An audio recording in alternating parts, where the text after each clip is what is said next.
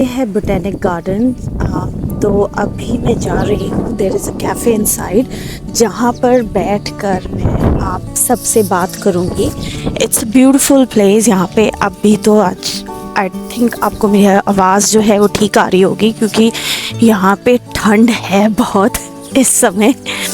But आप मुझे हर video में कहते ही सुनेंगे कि ठंड है, बट एक्चुअली बहुत ठंड है। So I will see you later. तो मेरा ऑर्डर आ गया है, तो पहले पेट पूजा, बाद में कोई काम दूजा। यहाँ से अभी मैं निकली हूँ किसी दूसरे कैफ़े में बैठने के लिए क्योंकि वहाँ बहुत बैकग्राउंड नॉइज़ थी और रिकॉर्डिंग तो मैं कर रही थी बट आवाज़ बिल्कुल ठीक नहीं आ रही थी। सो आज की जो वीडियो होने वाली है, टॉप 5 स्ट्रगल, ऐसी बेसिक स्ट्रगल जो एक इंटरनेशनल स्टूडेंट फेस करता है जब वो न्यूजीलैंड आता है। उसको आइडिया नहीं होता कि उसको कैसे रिजॉल्व किया जाए। तो आज की वीडियो में आपको मैं उन 5 स्ट्रगल्स के बारे में बताऊंगी और ये भी बताऊंगी कि कहाँ रीच आउट करें और किस तरह से सपोर्ट फाइंड आउट करें अपनी उन प्रॉब्लम को रिजॉल्व करने के लिए। तो शुरू करते हैं। सबसे पहली चीज़ जो कि है कि अगर आप सिक हो जाएं तो क्या करें। आई नो सारे इंटरनेशनल स्टूडेंट्स को जब वीज़ा मिलता है तो उनको हेल्थ इंश्योरेंस लेनी पड़ती है, बट हेल्थ इंश्योरेंस को यूज़ कैसे करना है ये नहीं पता होता। तो सबसे पहले तो आप अगर किसी यूनिवर्सिटी जैसे मैं अपना एग्ज़ाम्पल लूँगी, जैसे मैं वाईकाटो यूनिवर्सिटी में पढ़ी हूँ तो वहाँ पर स्टूडेंट सपोर्ट सेंटर्स होते हैं। उसमें क्या होता है, आपको रजिस्टर कराना होता है अपना नाम, ताकि अगर आपको वहाँ के अंडर जो रजिस्टर्ड क्लिनिक्स होते हैं या जीपीज़ विच इज़ जनरल प्रैक्टिशनर, जो यहाँ डॉक्टर्स के लिए यूज़ किया जाता है नाम, तो डॉक्टर्स वहाँ कुछ रजिस्टर होते हैं जो आपको डिस्काउंटेड रेट पे देख सकते हैं। अगर आप सिक हो उनसे अपॉइंटमेंट ले सकते हैं और वो आपको मेडिसिन प्रिस्क्राइब कर सकते हैं। क्योंकि यहाँ इंडिया जैसा तो माहौल है नहीं कि आप किसी भी डॉक्टर के पास गए और आपको उन्होंने देख लिया और दवाइयाँ दे दी। तो यहाँ पे रजिस्टर होना क्लिनिक के लिए बहुत इम्पॉर्टेंट है, ताकि आपको जब आप सिक हो और बीमार हो तो आपको वहाँ पे डॉक्टर को रीच आउट करना या जीपी से अपॉइंटमेंट लेना आपको डिस्काउंटेड रेट पे मिले। और मेक श्योर करें कि ये आपका जो जीपी विज़िट्स हैं वो कवर हों आपके इंश्योरेंस में। तो जब आप इंश्योरेंस भी ले रहे हो तो उनसे ये ज़रूर क्लैरिफाई करिए कि क्या जीपी विज़िट आपकी कम रेट पर कवर्ड हैं या नहीं। तो ये एक पॉइंट है। फिर आती है दूसरी चीज़, करियर सपोर्ट और कैसे जॉब फाइंड करें और कैसे अपना सीवी को मॉडिफाई करें। तो इसके लिए भी आपके यूनिवर्सिटी के कैंपस में ही इंफॉर्मेशन सेंटर्स होते हैं, और जैसे ही आप अपने आप को स्टूडेंट सपोर्ट सेंटर्स में या स्टूडेंट सपोर्ट हेल्प सेंटर्स में अपने आप को इनरोल कराते हैं तो वहाँ पे डिफरेंट एक्सपोज और सेमिनार्स लगते हैं जो आपको ये बताते हैं कि कैसे अपनी सीवी को आप मॉडिफाई करें as compare to the New Zealand standard, कि कैसे वो यहाँ के फॉर्मेट में एक्सेप्टेबल होगा।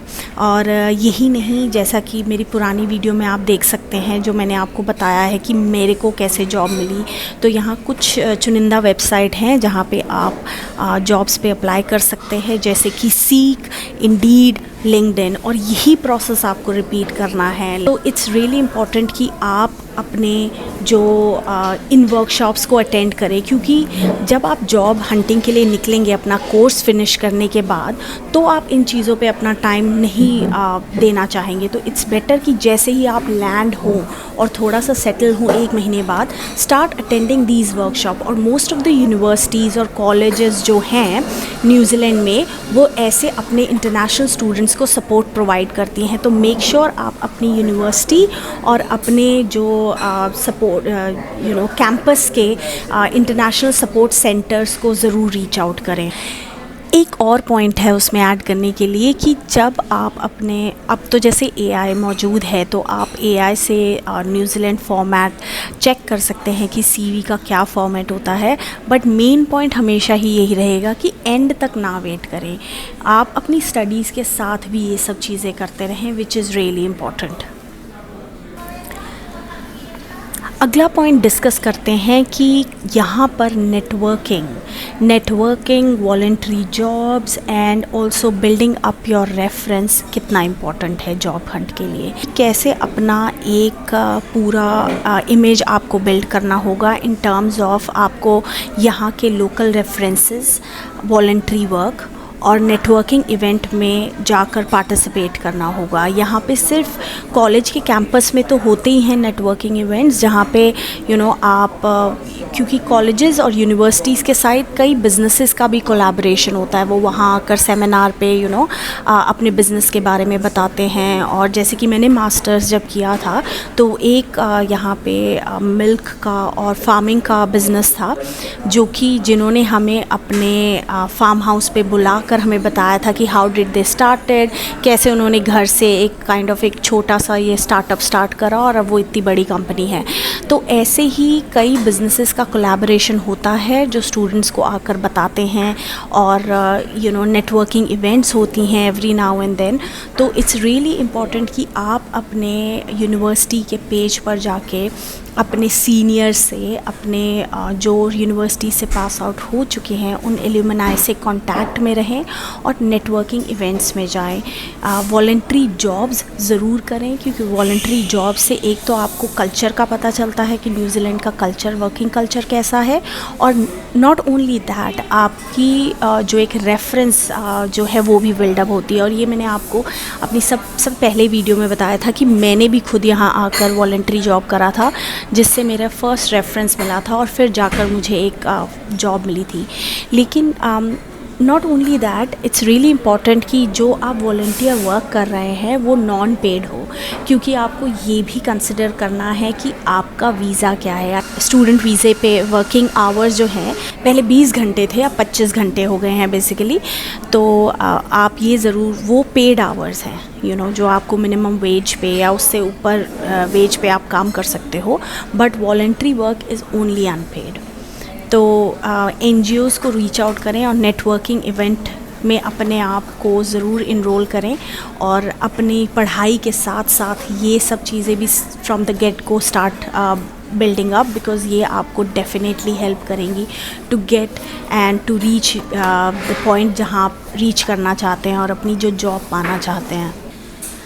हम जब इन सब चीज़ों में बिज़ी होते हैं to settle into a new culture, और ऊपर से एक इमोशनल अपने आप को इमोशनली स्टेबल करना, और यहाँ आकर रेंट पे चीज़ें देखना और अपने आप को पूरे एक दिनचर्या में ढालना, इट्स रियली इम्पॉर्टेंट कि हम कई बारी ये चीज़ नहीं देख पाते या महसूस कर पाते कि हम जो जॉब कर रहे हैं वहाँ पे हमें पूरे राइट्स मिले हैं या नहीं। तो स्टूडेंट खासकर ऐसे चीज़ों में फंस जाते हैं जहाँ पर उनका एक्सप्लॉयटेशन होता है, उनको मिनिमम वेज से कम पैसे मिलते हैं। तो इट्स रियली इम्पॉर्टेंट कि आप अपने जो राइट्स हैं उसके बारे में आपको पता हो। New Zealand is a very great country जहाँ पे हर चीज़ अवेलेबल होती है ऑनलाइन। आपके क्या राइट्स हैं एज अ इंटरनेशनल स्टूडेंट, आपके वर्किंग राइट्स क्या हैं, वो न्यूजीलैंड की वेबसाइट पे, इमिग्रेशन वेबसाइट पे आपको मिलेंगे। And not only that, employment NZ, जिसका मैं लिंक आपको डिस्क्रिप्शन बॉक्स में डाल दूँगी, वहाँ पर भी आप पढ़ सकते हैं ये चीज़ें कि आपके राइट्स क्या हैं। और कभी भी इस चीज़ के बारे को लेके डरना नहीं है कि व्हाट इफ़ अगर मैंने रिपोर्ट करा तो मेरा वीज़े का क्या होगा या क्या नहीं होगा, क्योंकि ये मैं अपने एक्सपीरियंस से बता रही हूँ। एंड ऑफ कोर्स मैं कोई एक एडवाइज़र या इमिग्रेशन लॉयर नहीं हूँ, ये सिर्फ मैं अपने एक्सपीरियंस से आपको बता रही हूँ कि यहाँ के जो लॉज वगैरह हैं वो बहुत अच्छे हैं, और दे प्रोटेक्ट यू इन अ वे कि उनको पता होता है कि कैसे इंटरनेशनल स्टूडेंट्स जो है वनरेबल हो जाते हैं और आइसोलेट फील करने लग जाते हैं। तो इट्स रियली इम्पॉर्टेंट कि आप जो गवर्नमेंट की वेबसाइट्स हैं उनको रेफ़र करें। इन्फॉर्मेशन सारी ऑनलाइन अवेलेबल हैं, तो अपनी स्टडी ज़रूर, अपनी रिसर्च ज़रूर पूरी रखें। और एक सबसे last but definitely not the least is about feeling of loneliness and mental health.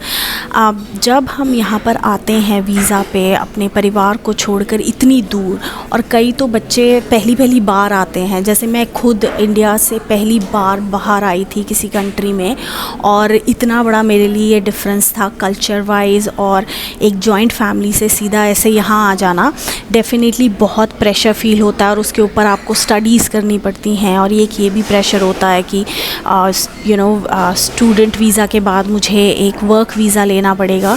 तो इस सब के प्रेशर में आप जो लोनलीनेस महसूस करते हैं, don't forget yourself in this, और हमेशा अपने दिमाग में ये एम रखें कि आपको ये आपकी लाइफ का बस एक हिस्सा है ये स्ट्रगल, और अपने आपको इतना स्ट्रॉन्ग रखना है कि this is always gonna be better. तो रीच आउट करें सपोर्ट सेंटर को अपने कैंपस में, वहाँ पे काउंसलर्स भी अवेलेबल होते हैं। मोस्ट ऑफ़ द यूनिवर्सिटीज़ जो हैं यहाँ पर ये सपोर्ट प्रोवाइड करती हैं, because they really care about mental well being of everybody, not only their own students जो सिटीज़न हैं बट ऑल्सो इंटरनेशनल स्टूडेंट्स, तो उनको भी ये काउंसलिंग सर्विसेज अवेलेबल होती हैं। तो आप अपने कैंपस की इंफॉर्मेशन डेस्क पे जाकर इस चीज़ के बारे में ज़रूर पता करें, इन्फॉर्मेशन लेके गैदर कर लें, और खुदा ना खास्ता आपको इस चीज़ की ज़रूरत पड़े, बट अगर जब ज़रूरत पड़ेगी तो आपके पास वो इन्फॉर्मेशन होगी। तो इट्स रियली इम्पॉर्टेंट कि आप ये पहले ही इन्फॉर्मेशन जब आप शुरू में जाएं और आप ये गैदर करें। एक और चीज़ मैं ऐड करना चाहूँगी, स्पेशली उन लोगों के लिए जिनको लगता है कि वो सपोर्ट सेंटर में जाके कैसे बात करेंगे, क्योंकि कई होते हैं हम जैसे लोग जो कि थोड़ा इंट्रोवर्ट होते हैं और उनको नहीं समझ आता कि हम कैसे जाकर अगर क्या बात करेंगे। तो मैं ये कहना चाहूँगी कि no question is a bad question और अ स्मॉल क्वेश्चन, कोई भी क्वेश्चन ऐसा नहीं है। तो आप जाकर कुछ भी पूछ सकते हैं अगर आपको नहीं समझ आता है, क्योंकि यहाँ के कल्चर में एक यही ख़ास बात है कि आपको जब वो आप बताएंगे उन्हें कि आपको इस चीज़ की दिक्कत है, तो वो आगे बढ़कर आपको हेल्प करते हैं। तो रीच आउट। अदरवाइज़ फेसबुक पे आप जैसे एल्यूमिनाई पेजेस होते हैं, वाईकाटो स्टूडेंट्स पेज, या अगर आप ऑकलैंड की किसी यूनिवर्सिटी से या क्राइस्टचर्च के किसी कॉलेज से कोर्स कर रहे हैं, तो उस कॉलेज या यूनिवर्सिटी या इंस्टीट्यूट का नाम डाल के फेसबुक पे आप पेज फाइंड करें, आपको ज़रूर वो पेज मिलेगा, वहाँ पर रीच आउट करें। तो वहाँ पे आपको ये लैंग्वेज बैरियर नहीं होगा, क्योंकि आई एम श्योर वहाँ हर तरीके के स्टूडेंट्स होंगे, पंजाबी, गुजराती, मराठी, हर टाइप के, तो वो भी अपनी नेटवर्किंग इवेंट्स करते हैं। तो वहाँ जाके उनसे मिलें अगर आप वहाँ कंफर्टेबल महसूस करते हैं, क्योंकि ये बहुत इम्पॉर्टेंट है कि आप किसी भी मीडियम से यहाँ पे लोगों को रीच आउट करें। अगर आपको वैसे लग रहा है कि आप नहीं जा सकते, तो यहाँ पे मंदिर हैं, मस्जिद हैं, गुरुद्वारे हैं, जहाँ पर आप जाइए और वहाँ पर लोगों से बात करें अपनी लैंग्वेज में, बिकॉज़ आई नो कई बारी ऐसे हो जाता है कि आपको नहीं समझ आता कि हम कहाँ जाएं। तो बहुत सारे ऑप्शन अवेलेबल हैं, बस ये समझिए कि ऑप्शंस हैं, आपको बस जाकर रीच आउट करना है। एंड बिफोर आई फॉरगेट, मैं आपको यहाँ के जो गवर्नमेंट ऑर्गेनाइजेशंस की वेबसाइट्स हैं, जैसे न्यूजीलैंड इमिग्रेशन, कुछ यूनिवर्सिटीज़ के सपोर्ट सेंटर्स की वेबसाइट लिंक्स हैं, वो यहाँ पर डिस्क्रिप्शन बॉक्स में डाल दूँगी, ताकि आप उसको पढ़ें और अपने सेव करके रख लें, ताकि अगर आप यहाँ आ चुके हैं एज अ स्टूडेंट, तो वहाँ पर आप उन वेबसाइट के द्वारा हेल्प को रीच आउट कर सकते हैं। तो मैं बस अभी घर पहुंची हूँ, और आज का ये जो इन्फॉर्मेशन ब्लॉग है मैं यहीं ख़त्म करती हूँ। अगले हफ्ते आपसे फिर मिलूँगी एक नई इन्फॉर्मेशन के साथ, एक नई जानकारी के साथ। तब तक ऐसे ही प्यार देते रहिए कीवी ज़िंदगी को, और प्लीज़ लाइक एंड सब्सक्राइब ज़रूर करिएगा। Thank you so much, bye.